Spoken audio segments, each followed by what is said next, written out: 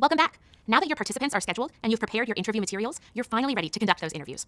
In this video, we'll review the 4 steps to conducting user interviews.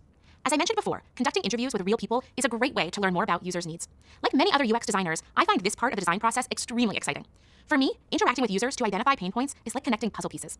By the end of my interviews, what started off as standalone pain points comes together to create a better understanding of what needs to happen to improve the product. Okay, let's get started. The first step is to meet the participant. Let's face it, meeting strangers can sometimes be awkward. You may not know what to expect or you don't know what to say. Your job as a UX professional is to make your participants feel relaxed and at ease. Here are some tips on how to do this. Build a good rapport. This is all about establishing a professional but friendly interaction. You can use light conversation to start, something like, "How's your day going?" You should also thank the participant for coming. Thanking users is a part of establishing a good rapport and can make them feel like their opinions and time are valued. Take time to review legal details that your interviewees need to know before the interview starts. This can be a good time to present any legal documents that require their consent to release audio recordings. You could also have your participants sign a verification that they are above the age of 18 and don't need permission from a parent or guardian.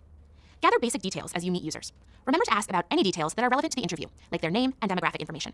Starting with questions that are easy for the participant to answer can give them a nice boost in confidence. And finally, let the participant know that there are no right or wrong answers. This way they feel comfortable and are not worried about giving incorrect answers. Now you're ready for the second step of the interview process, conducting the interview. Here are a couple of things to keep in mind as you conduct interviews. Follow interview etiquette. Speak in a clear and concise manner while asking questions. It's important to remain professional no matter how users answer a question. While interviewing, also remember to ask open-ended questions. Asking yes or no questions doesn't allow your participant to tell their honest thoughts on your product. Instead, try asking questions that start with why or what. For example, if you ask a question like, "Do you like online shopping?" you'll likely get one of 2 responses, yes or no. Instead, ask an open-ended question like, "What do you like and dislike about online shopping?" Asking questions in this manner will give you a more in-depth understanding of the user's feelings, like their likes and dislikes. You should also ask follow-up questions based on how the participant answers the initial question.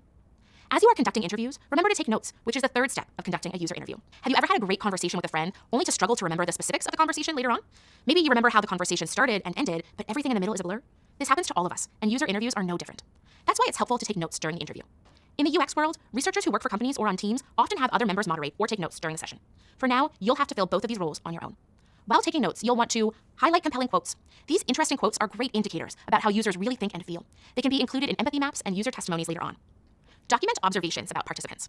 Sometimes what a participant does is equally important as what they say. Making notes on their mood, expressions, body language, and behaviors will be important to consider when creating empathy maps. Finally, consider recording interviews. When you're first learning how to conduct research, recording is ideal. It can be helpful later when you're revisiting parts of an interview or taking additional notes after the interview is over. Again, it's best practice to always ask your participants for their permission to record them before the interview begins.